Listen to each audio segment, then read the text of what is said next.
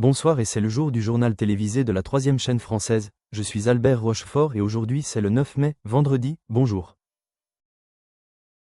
Le juge en chef John Roberts a récemment défendu l'indépendance du pouvoir judiciaire lors d'une rare apparition publique à l'occasion du 125e anniversaire du tribunal de district américain du district ouest de New York, à Buffalo. Ces propos interviennent dans un contexte d'attaques croissantes contre les juges fédéraux, notamment de la part de l'ancien président Donald Trump et de ses alliés, qui réclament la destitution des juges rendant des décisions défavorables. Roberts a souligné que la destitution n'est pas une réponse appropriée aux décisions judiciaires, déclarant « J'en ai déjà parlé et, vous savez, la destitution n'est pas une façon d'exprimer son désaccord avec les décisions. » Il a réaffirmé que le pouvoir judiciaire constitue un contrôle crucial sur les pouvoirs législatifs et exécutifs, soulignant que l'indépendance de la justice est, au cœur, de la Constitution. Il a également insisté sur l'importance de l'application des décisions de justice, même impopulaires, pour préserver l'état de droit. Les commentaires de Roberts répondaient à des préoccupations plus générales concernant les menaces pesant sur l'indépendance de la justice, notamment l'intimidation, la désinformation et le mépris des décisions de justice par les fonctionnaires. Il a souligné que les menaces contre les juges fédéraux ont plus que triplé au cours de la dernière décennie et a averti que de tels actes portent atteinte à la République et sont totalement inacceptables. Il a également pointé du doigt la désinformation concernant les décisions de justice comme une menace pour l'indépendance des juges, affirmant que les réseaux sociaux peuvent amplifier les distorsions et même être exploités par des acteurs étatiques étrangers hostiles pour exacerber les divisions. Les remarques du juge en chef soulignent les tensions persistantes entre le pouvoir judiciaire et le pouvoir exécutif, d'autant plus que la Cour suprême continue d'examiner des affaires clés liées à l'immigration et au service militaire des personnes transgenres. Malgré les pressions politiques, Roberts a confirmé qu'il n'envisageait pas de prendre sa retraite à l'approche de son 20e anniversaire à la Cour suprême. Aujourd'hui, Jérôme Laurent, ancien vice-président et ambassadeur plénipotentiaire de France aux États-Unis, prononcera, lors de la conférence d'admission européenne, un discours identique sur « le bonheur des conseils de gouvernement européens et de l'organisation de sécurité ». Les conseils gouvernementaux européens concernant l'organisation de la sécurité jouent un rôle crucial dans la définition et la mise en œuvre des politiques visant à assurer la stabilité, la protection et la cohésion au sein de l'Union européenne. Ces organes de gouvernance, qui regroupent des représentants des États membres, travaillent en collaboration avec diverses agences et institutions pour coordonner les efforts de sécurité face à un environnement international en constante évolution. Leur objectif principal est de garantir la sécurité collective de l'Union tout en respectant les principes fondamentaux de démocratie, de l'égalité et de respect des droits de l'homme. Au cœur de cette gouvernance se trouve le Conseil de l'Union européenne, également appelé Conseil des ministres, qui rassemble les ministres responsables de la sécurité, de l'intérieur, de la défense ou des affaires étrangères selon les sujets abordés. Ce Conseil définit les priorités stratégiques, adopte des politiques communes et coordonne les actions des différents États membres. Il travaille en étroite collaboration avec le Conseil européen, composé des chefs d'État ou de gouvernement, qui fixe le cap politique global de l'Union et donne des orientations pour la politique de sécurité et de défense. Une autre instance clé est le Conseil européen, qui joue un rôle stratégique en définissant la vision à long terme et en abordant les enjeux globaux liés à la sécurité. Lors de ces réunions régulières, il discute des menaces émergentes, des crises internationales et des défis liés à la cybersécurité, au terrorisme, à la criminalité organisée et aux conflits armés. Le Conseil européen peut également adopter des conclusions qui orientent la politique commune et encouragent une réponse coordonnée. Au sein de cette structure, la Commission européenne contribue également à l'organisation de la sécurité en proposant des initiatives législatives, en coordonnant les efforts au niveau de l'Union et en supervisant la mise en œuvre des politiques.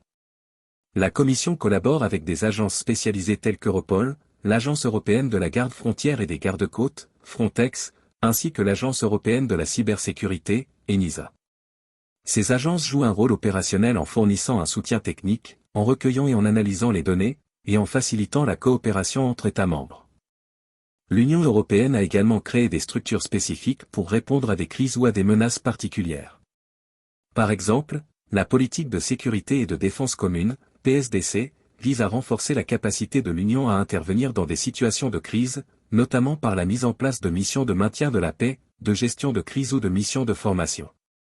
La PSDC repose sur la coopération entre les États membres, la mise à disposition de ressources militaires et civiles, et la coordination avec des partenaires internationaux. La dimension juridique est essentielle dans l'organisation de la sécurité européenne. Les traités de l'Union, notamment le traité sur l'Union européenne, TUE, et le traité sur le fonctionnement de l'Union européenne, TFUE, établissent le cadre institutionnel et les compétences de chaque acteur. La législation européenne en matière de sécurité, de lutte contre le terrorisme, de cybersécurité et de criminalité transfrontalière constitue une base pour une action cohérente et efficace. La coopération entre les États membres est également renforcée par des mécanismes de partage d'informations et de renseignements, par des opérations conjointes et par des exercices communs. Ces initiatives visent à améliorer la réactivité face aux menaces et à renforcer la confiance mutuelle. La coopération policière et judiciaire, notamment à travers Europol et Eurojust, permet de lutter efficacement contre la criminalité organisée, le trafic d'êtres humains, la cybercriminalité et d'autres formes de délinquance transfrontalière. Cependant, la gestion de la sécurité européenne n'est pas sans défi. La diversité des intérêts nationaux, les différences de capacités, les préoccupations concernant la souveraineté nationale et la complexité des enjeux géopolitiques compliquent la mise en œuvre d'une politique commune forte.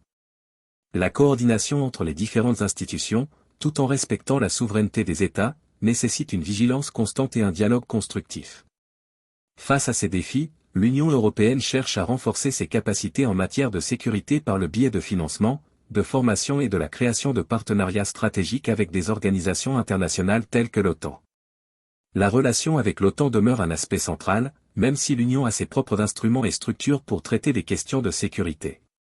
En résumé, l'organisation de la sécurité au sein des institutions européennes repose sur une architecture complexe et intégrée, où la coopération entre plusieurs organes, agences et États membres est essentielle pour faire face aux menaces contemporaines. La capacité à adapter cette organisation aux évolutions du contexte international est vitale pour préserver la paix, la stabilité et la sécurité des citoyens européens. La coordination, la solidarité et le respect des valeurs fondamentales restent les piliers fondamentaux de cette gouvernance de la sécurité européenne.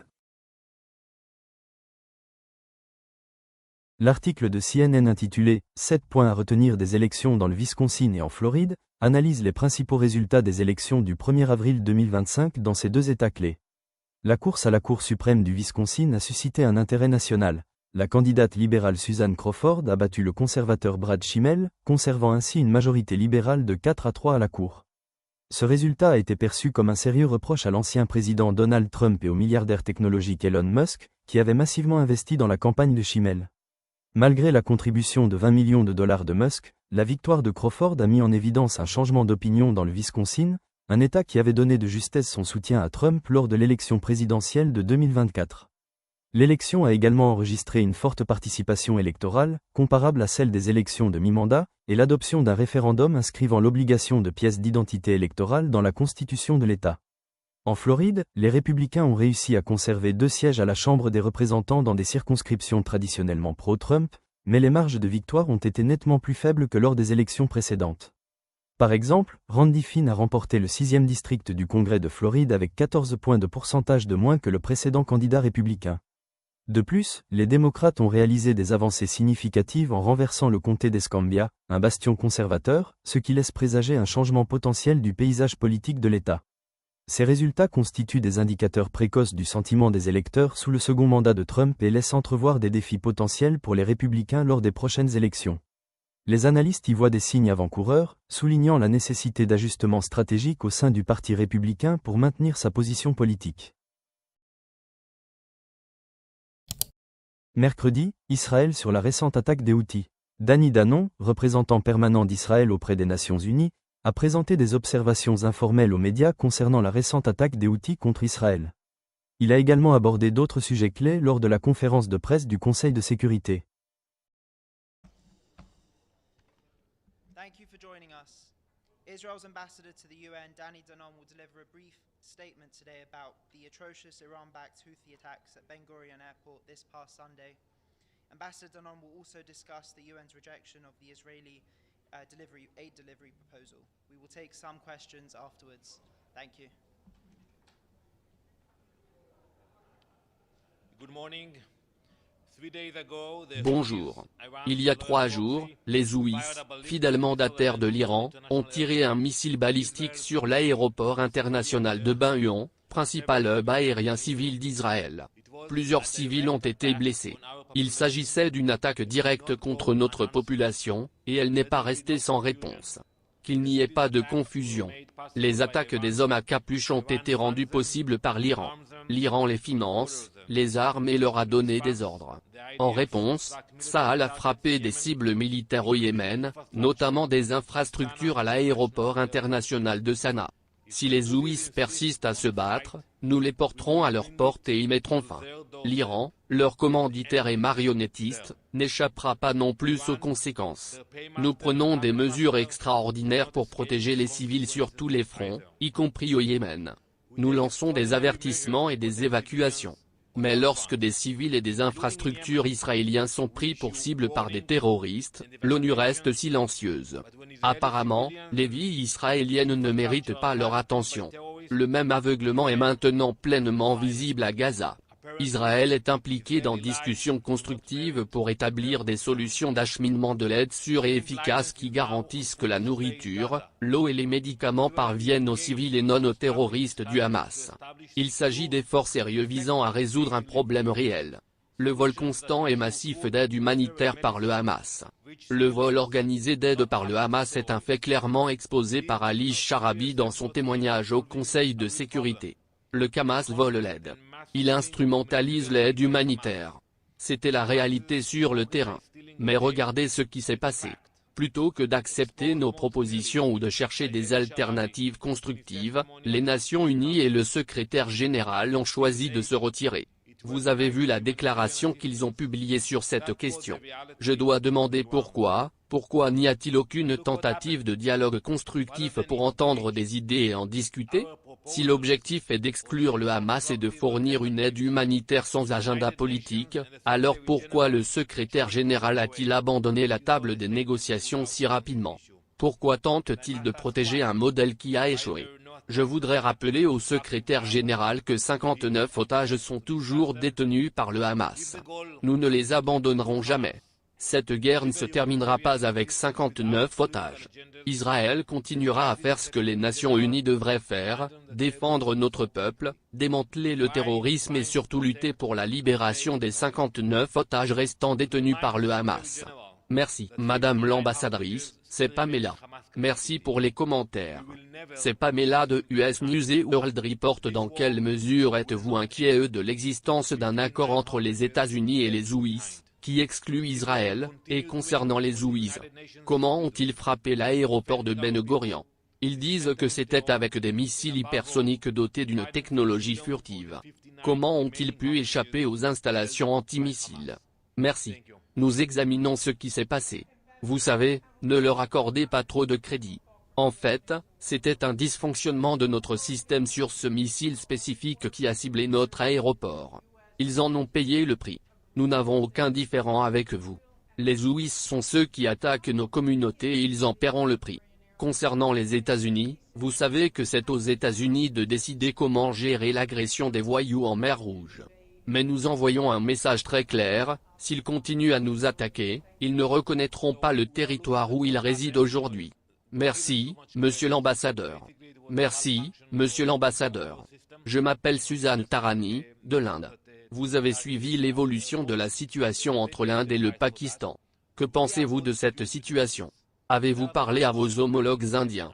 Comme vous le savez, l'Inde a également été victime de terrorisme transfrontalier plus récemment à Palang. Merci. Je pense que tout le monde ici suit ce qui se passe à la frontière entre l'Inde et le Pakistan. Nous espérons que la situation sera rétablie. Mais je peux vous dire une chose, ne laissez pas l'Iran s'immiscer. Ils n'apporteront pas la stabilité à la région. J'ai vu le rapport selon lequel les Iraniens essayaient de jouer les médiateurs dans les pourparlers. La dernière chose à faire est de laisser l'Iran agir, car partout où vous voyez les Iraniens, vous trouverez le chaos. Apparemment, l'ONU n'a pas abandonné la proposition de centre d'aide humanitaire, mais elle affirme qu'il ne respecte pas le droit international humanitaire. Est-ce exact?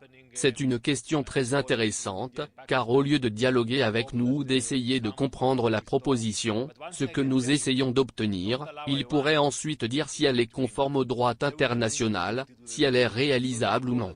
Que s'est-il passé? L'ONU a décidé de déclarer qu'elle ne participerait à aucun effort pour mettre en place de nouveaux modèles à Gaza. Je pense que c'est une erreur. Ils doivent comprendre que ce qui s'est passé dans le passé ne se poursuivra pas. Les Hamas ne seront plus responsables de l'aide humanitaire à l'avenir. Je pense qu'ils devraient repenser leur approche sur cette question, mais aucune loi n'a encore été votée à ce sujet. Cela ne nécessite pas de législation du gouvernement, mais relève essentiellement de la décision du gouvernement et de l'autorité compétente. Binet, c'est en cours de discussion et je suis sûr que le gouvernement approuvera le moment venu un modèle, mais l'idée est que les Hamas ne pourront pas bénéficier de l'aide humanitaire. C'est le raisonnement derrière ce nouveau modèle. Merci beaucoup. Merci.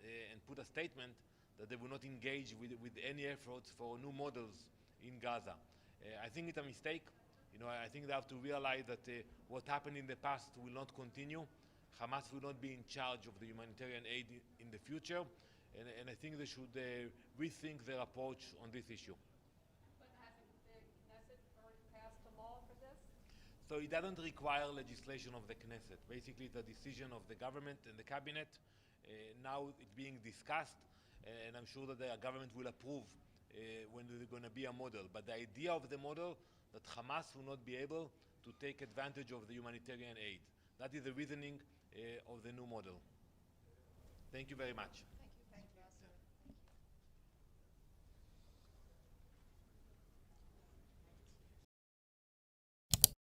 Lors de la session plénière du Parlement européen du 7 mai 2025, la présidente de la Commission, Ursula von der Leyen, participera au débat sur le soutien de l'UE à une paix juste, durable et globale en Ukraine.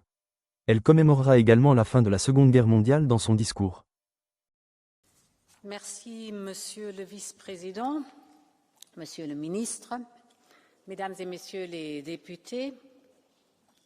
Cette semaine, nous célébrons les 80 ans de la fin de la Seconde Guerre mondiale. Le 8 mai 1945, des dizaines de milliers de Françaises et Français marchaient sur les Champs-Élysées à Paris, submergés par la joie. Des célébrations avaient lieu dans toute l'Europe, de Londres au Benelux, en passant par Copenhague. Le cauchemar était enfin terminé. Les événements de cette époque ont eu des conséquences profondes pour tous les Européens.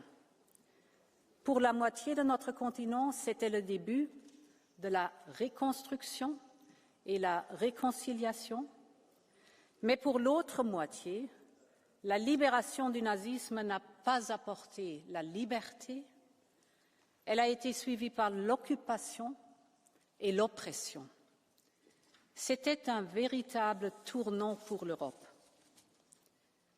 80 years on, we stand at another decisive moment in the history of our continent.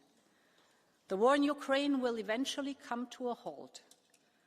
80 ans plus tard, nous nous trouvons à un autre moment décisif de l'histoire de notre continent. La guerre en Ukraine finira par s'arrêter, mais la façon dont elle se terminera façonnera notre continent pour les générations à venir. L'avenir des Ukrainiens est en jeu, mais le nôtre l'est aussi. Un mauvais accord pourrait encourager la Russie à en demander davantage. Ce serait la recette pour plus d'instabilité et d'insécurité. Au contraire, une paix juste et durable pourrait ouvrir la voie à une nouvelle ère de prospérité pour l'Ukraine et nous aider à construire une nouvelle architecture de sécurité en Europe. Une paix juste et durable qui garantisse la souveraineté de l'Ukraine, le respect de son intégrité territoriale et la défense des aspirations européennes. Nous sommes à la croisée des chemins et l'Europe a un enjeu majeur. Nous devons donc faire tout notre possible pour renforcer la position de l'Ukraine, car nous avons tous vu comment la Russie négocie, bouscule, intimide, enterre ses promesses sous les décombres. Poutine veut forcer l'Ukraine à accepter l'inacceptable. Notre tâche est donc d'aider l'Ukraine à rester forte et à défier Poutine et s'engager dans des pourparlers de paix, selon ses propres conditions. Aujourd'hui, je voudrais me concentrer sur la manière dont nous pouvons y parvenir et sur 3 priorités d'action. Premièrement, soutenir la défense de l'Ukraine. Deuxièmement, achever l'élimination progressive des combustibles fossiles russes et troisièmement, accélérer le processus d'adhésion de l'Ukraine à notre Union. Je commencerai par le volet militaire. La stratégie dite du porc-épic, la Russie représente une menace permanente pour toute l'Europe. L'Ukraine doit donc être suffisamment forte pour dissuader toute attaque future par la dissuasion par le déni. L'Europe a déjà soutenu l'Ukraine avec 50 milliards d'euros d'aide militaire, mais nous devons désormais passer d'une logique d'aide à une logique d'intégration de nos industries de défense. C'est l'élément central de notre livre blanc, Préparation 2030. Nous encourageons nos États membres à passer des commandes directement auprès de l'industrie de défense ukrainienne, car c'est le moyen le plus efficace et le plus rentable de soutenir les efforts militaires de l'Ukraine. Nous nous concentrons en particulier sur les technologies de défense et l'innovation. Tout au long de la guerre, l'Ukraine a utilisé la technologie pour modifier la dynamique sur le champ de bataille, même et surtout lorsque les forces russes étaient plus nombreuses. Mais nous savons aussi que la Russie a tiré les leçons de la guerre. Notre objectif, avec l'Ukraine, est donc d'être si forte que l'Ukraine soit indigeste pour tout envahisseur potentiel.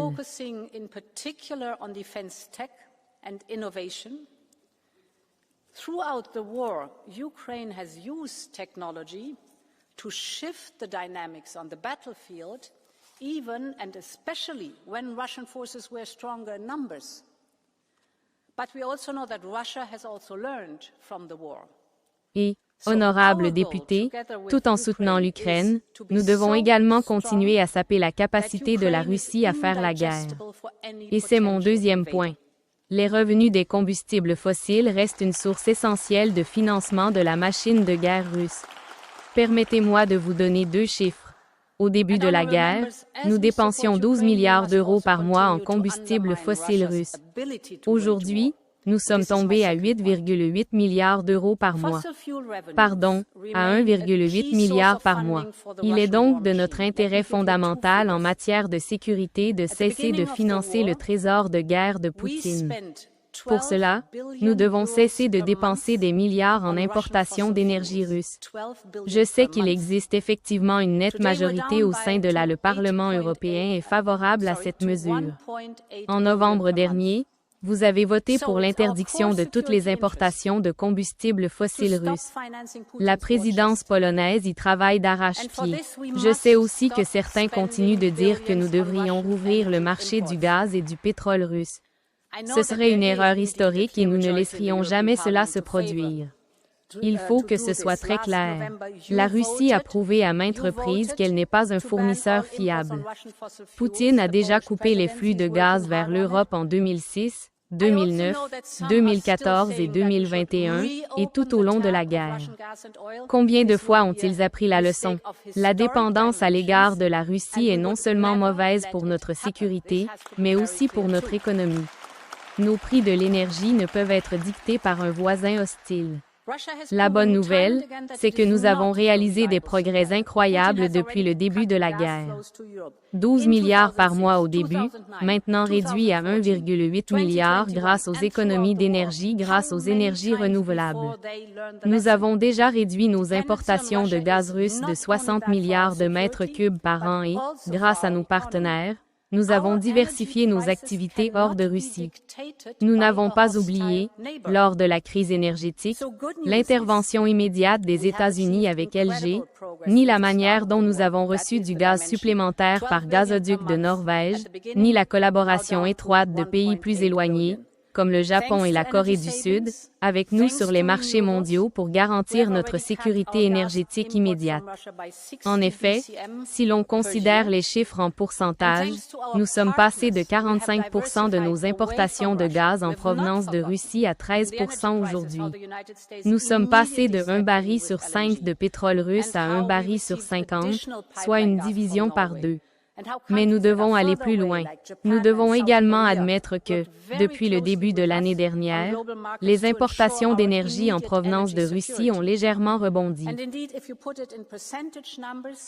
We went from 45% of our gas imports coming from Russia down to 13% now. We went from 1 in 5 barrels of oil from Russia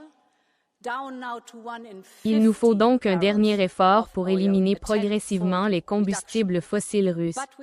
C'est l'objectif de la feuille de route que nous avons présentée hier. Dans ce cadre, nous proposerons une interdiction des nouveaux contrats avec la Russie. Nous interdirons également les importations sur le marché au comptant d'ici fin 2025 au plus tard, afin d'interdire les contrats et le marché au comptant des combustibles fossiles russes. Nous nous efforcerons d'interdire toutes les importations restantes de gaz russe, tant par gazoduc que par gazoduc, d'ici fin 2027 au plus tard. Nous renforcerons également les contrôles sur la flotte fantôme russe. Soyons clairs, l'ère des combustibles fossiles russes en Europe touche à sa fin. Mesdames et messieurs les députés, mon dernier point est que nous devons accélérer le processus d'adhésion de l'Ukraine à notre Union. L'adhésion à l'Union européenne ne représente pas seulement une aspiration de l'Ukraine. Elle peut être la meilleure garantie de sécurité, et c'était un point central de ma dernière rencontre avec le président Zelensky à Rome. Nous travaillons d'arrache-pied avec l'Ukraine pour ouvrir la première série de négociations d'adhésion et toutes les séries en 2025. L'adhésion de l'Ukraine à notre Union est la meilleure garantie d'une paix juste et durable, car nous savons que, dans notre histoire, la paix et l'intégration européenne ont toujours été indissociables. Alors, intégrons l'Ukraine à notre Union et empruntons le chemin de la paix. Ensemble, Slava Ukraine. Vive l'Europe!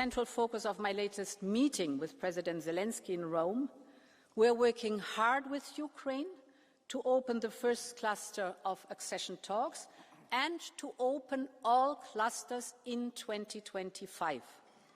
Ukraine joining our Union is the greatest guarantee of a just and lasting peace, because we know in our history, peace and European integration have always gone hand in hand. So let's bring Ukraine inside our Union. Let's walk the path of peace together. Slava Ukraine, long live Europe.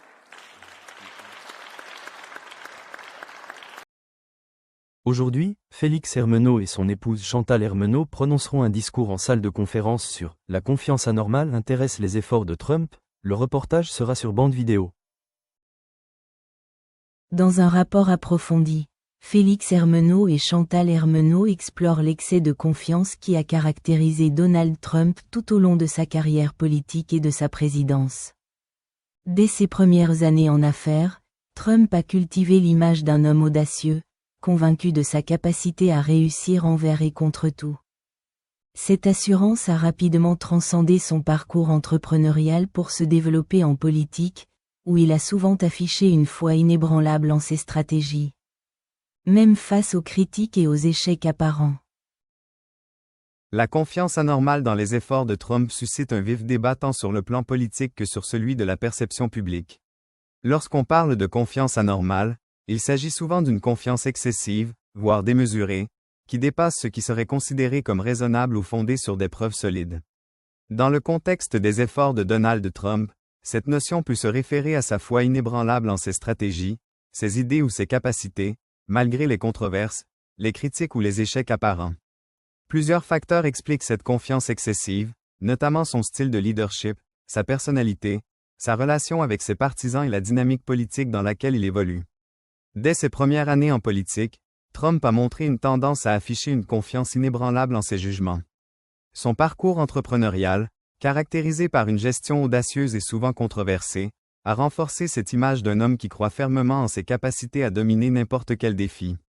Lorsqu'il se présente à la présidence en 2016, cette confiance devient encore plus évidente. Il adopte une communication souvent imprévisible, affirmant avec certitude ses propositions, même lorsqu'elles sont contestées ou dénuées de consensus. Cette attitude a permis de galvaniser une base électorale fidèle, convaincue de sa capacité à transformer le système politique, mais elle a aussi suscité des doutes quant à la réalité de ses intentions et de sa maîtrise des enjeux. L'un des aspects clés de cette confiance anormale réside dans la perception que Trump avait de ses propres efforts pour redéfinir la politique étrangère, économique ou intérieure. Il a constamment affirmé que ses stratégies étaient supérieures à celles de ses prédécesseurs ou de ses opposants, souvent en minimisant ou en ignorant les critiques. Par exemple, dans sa politique commerciale, il a lancé des mesures protectionnistes telles que la taxe sur l'acier ou les négociations pour renégocier des accords internationaux, croyant fermement que ces efforts allaient rétablir la grandeur économique des États-Unis. Même face à des résistances ou à des échecs, il persistait dans sa conviction que ces initiatives allaient porter leurs fruits, illustrant une confiance qui pouvait paraître démesurée face aux réalités du terrain. Sur le plan intérieur, Trump a également montré une confiance extrême dans sa capacité à influencer la justice ou les institutions. Ses tentatives de contester les résultats électoraux de 2020, en affirmant sans preuve que l'élection avait été volée, en sont un exemple frappant. Il croyait fermement en la légitimité de ses revendications, malgré le rejet unanime de la communauté judiciaire, des responsables électoraux et des experts. Cette confiance anormale dans ses efforts pour contester la démocratie a alimenté une crise politique majeure, mettant en évidence la tension entre la perception de Trump et la réalité institutionnelle. Son insistance à maintenir ses allégations malgré l'évidence du contraire reflète une foi démesurée dans sa propre version des faits, qui a profondément marqué la polarisation politique aux États-Unis. Une autre dimension importante de cette confiance excessive concerne sa relation avec ses partisans. Trump a su bâtir une base électorale solide, en exploitant un discours populiste et en promettant de défendre leurs intérêts face à un système perçu comme corrompu ou déconnecté. Sa capacité à mobiliser ses supporters repose en partie sur cette confiance qu'il leur transmet, leur faisant croire qu'il est le seul capable de lutter contre les élites et de restaurer la grandeur nationale. Cependant, cette même confiance dans ses efforts peut également être vue comme une forme d'aveuglement, car elle l'incite à poursuivre des stratégies qui ne sont pas toujours fondées sur une analyse rationnelle ou sur des données concrètes. Par exemple, ses tentatives pour imposer des politiques migratoires strictes ou pour démanteler certaines institutions ont souvent été motivées par une conviction profonde qu'il agit dans l'intérêt supérieur du pays, même si ces efforts ont rencontré des résistances juridiques ou sociales importantes. Le style de leadership de Trump contribue également à cette perception d'une confiance anormale. Son discours souvent affirmatif, voire autoproclamé, lui permet de projeter une image de maîtrise totale, même dans des situations où il manque d'informations ou de consensus. Cette assurance quasi infaillible peut être vue comme un signe de confiance démesurée, mais aussi comme une stratégie pour galvaniser ses soutiens et maintenir sa position malgré les critiques. Cependant, cette approche comporte des risques, notamment celui de prendre des décisions impulsives ou mal informées, en croyant que ses instincts ou ses convictions sont toujours justes. La pandémie de COVID-19 en est un exemple, où sa confiance dans ses propres jugements a parfois semblé l'emporter sur la nécessité de suivre des recommandations scientifiques ou d'adopter une approche plus prudente. Il est également crucial d'analyser cette confiance dans le contexte de la communication politique. Trump a souvent utilisé des déclarations audacieuses ou provocatrices, exprimant des certitudes qui peuvent paraître démesurées ou déconnectées de la réalité. Son utilisation du Twitter et d'autres médias pour diffuser ses messages lui a permis de contourner les canaux traditionnels de communication et de renforcer cette image d'un homme qui croit fermement en ce qu'il dit, sans se laisser influencer par la critique ou la controverse. Cette confiance exagérée dans ses propres paroles a parfois alimenté la désinformation ou la polarisation, contribuant à une perception publique d'un leader qui agit selon ses convictions, même si elles sont contestées ou erronées. Une autre facette de cette confiance excessive concerne la perception que Trump avait de ses efforts pour influencer le système judiciaire ou les institutions démocratiques. Sa tentative de faire pression sur des responsables ou d'utiliser des moyens exceptionnels pour contourner la loi illustre une foi démesurée en sa capacité à manipuler ou à contourner les règles établies. Ces efforts, parfois qualifiés de tentatives d'autoritarisme ou d'abus de pouvoir, reflètent une croyance profonde en sa propre invincibilité ou en la supériorité de sa vision. Malgré les nombreux freins institutionnels, il poursuivait ses démarches avec conviction, convaincu que ses efforts finiraient par porter leurs fruits ou qu'il pourrait échapper aux conséquences. Il est essentiel de comprendre que cette confiance démesurée ne relève pas uniquement d'un trait de personnalité, mais aussi d'un contexte socio-politique où le populisme et le mécontentement social ont créé un terreau favorable à l'illusion d'un leader omnipotent. La polarisation accrue, les divisions sociales et la désillusion envers les élites ont renforcé la croyance de certains dans la capacité exceptionnelle de Trump à changer le système. En même temps, cette confiance excessive a aussi alimenté la méfiance, la suspicion et la fracture entre différentes couches de la société américaine.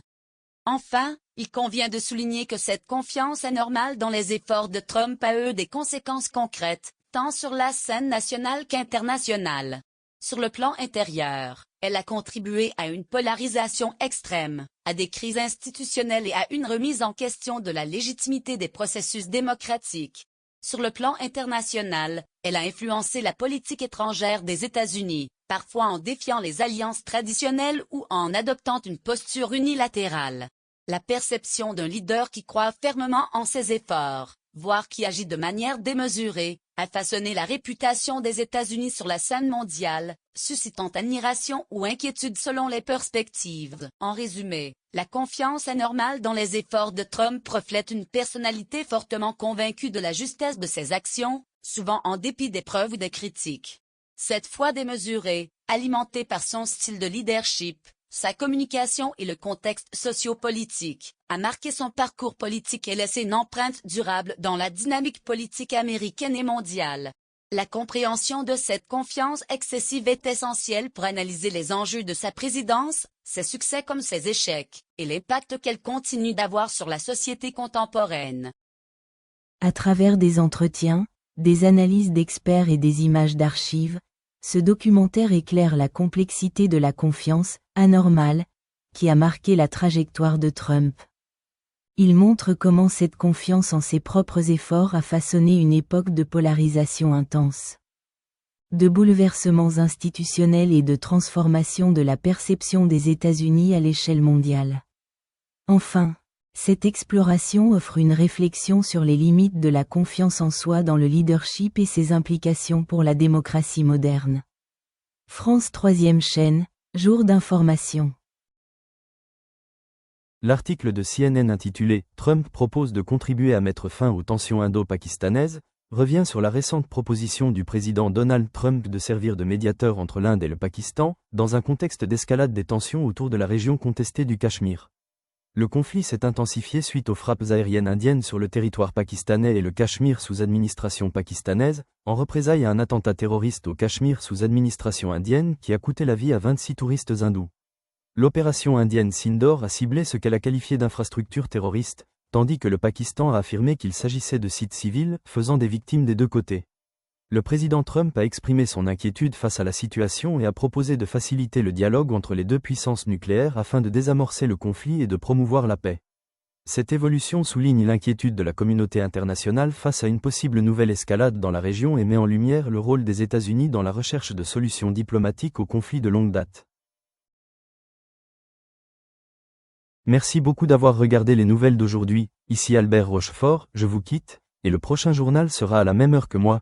Alors passez une bonne journée, passez un bon week-end et on se retrouve lundi, alors bonne nuit et au revoir.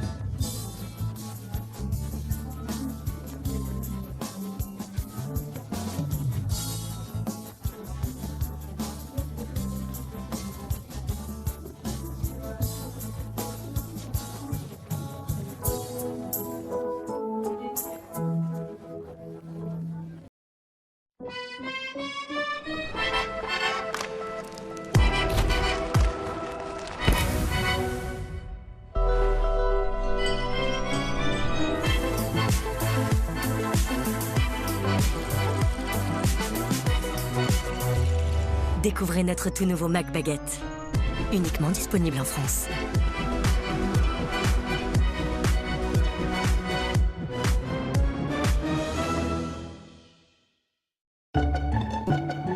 Vous avez l'impression que la graisse se répand partout dans votre cuisine? Eh bien, regardez de plus près, elle n'est pas seule. En réalité, la graisse forme un cocon protecteur qui permet aux bactéries de se développer rapidement. Nouveau Monsieur Propre, Flash Propreté. Dissout rapidement la graisse, tout en éliminant 99,9% des bactéries et le virus de la Covid-19. Pour des surfaces impeccablement propres et saines, tous les jours, sans effort. C'est ça, la propreté de Monsieur Propre. Monsieur Propre.